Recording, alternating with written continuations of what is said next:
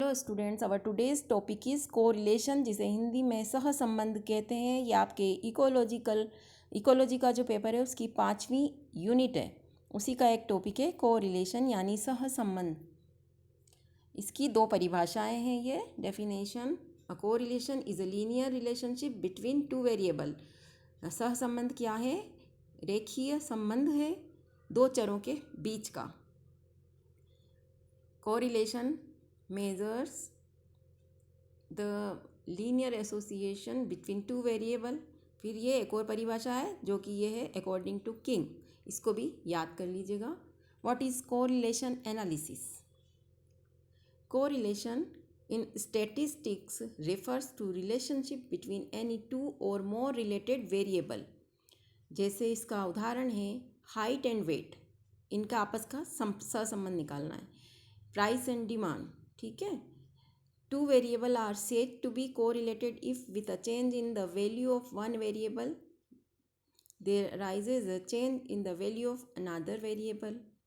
फिर इसके बारे में तीसरा जो पॉइंट है वो है कोरिलेशन लाइज बिटवीन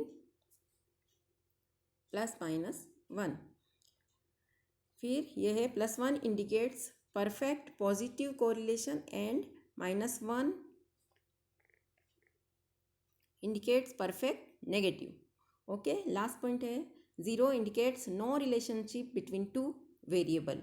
तो ये कोरिलेशन के बारे में कुछ व्याख्या करने वाले पॉइंट हैं। टाइप ऑफ कोरिलेशन कोफिशिएंट: पहला है परफेक्ट पॉजिटिव कोरिलेशन।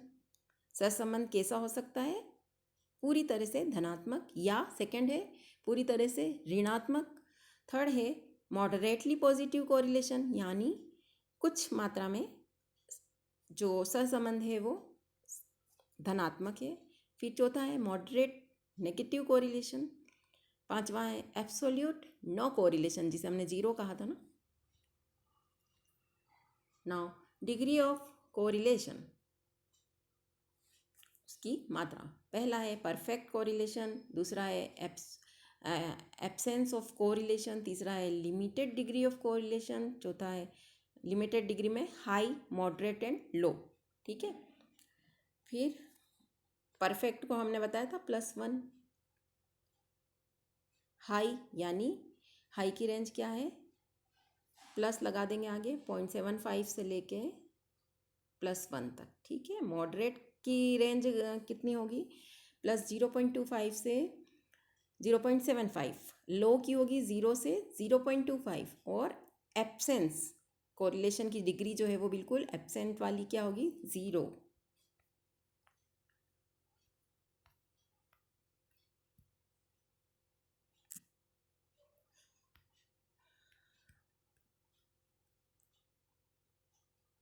अब आप देखिए पॉजिटिव कोरिलेशन किसे कहते हैं? धनात्मक सहसंबंध: taller people have larger shoe size and shorter people have smaller shoe size. The more money she save, the more financially secure the she feels. As the temperature goes up ice cream sales also go up. ये positive correlation है, ठीक है ना, साथ साथ में बढ़ना। अब ये उदाहरण है नेगेटिव कोरिलेशन के। ये व्याख्या कर रहे हैं, समझा रहे हैं आपको कि आप अच्छे से समझो। टर्म तो आपको पता चल गई, पॉजिटिव, नेगेटिव और जो भी था वो एब्सेंट वाला। A student who has many absences has a decrease in grades. ठीक है, ये नेगेटिव है ना, दोनों चीज़ घट रही। As weather gets colder air conditioning cost decreases. If a car decreases speed travel time to a destination increases. अब मेथड ऑफ डिटर्मिनिंग कोरिलेशन, क्या क्या मेथड है? ये 6 दे रखे हैं आपको।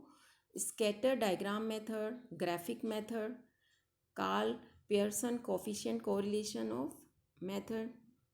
फिर स्पीयरमैन्स रैंक, इसने भी बहुत काम करा है इस बारे में। Spearman's rank correlation method, concurrent deviation method, method of least squares. ठीक है। स्कैटर डायग्राम मेथड, ये इसको समझा रखा है। फिर ये पूरा यही चल रहा है अभी। स्कैटर डायग्राम वाला, इसको समझिए। फिर इसके एग्जाम्पल दिए हुए हैं। फिर मेरिट्स ऑफ स्कैटर डायग्राम्स, यानी इसकी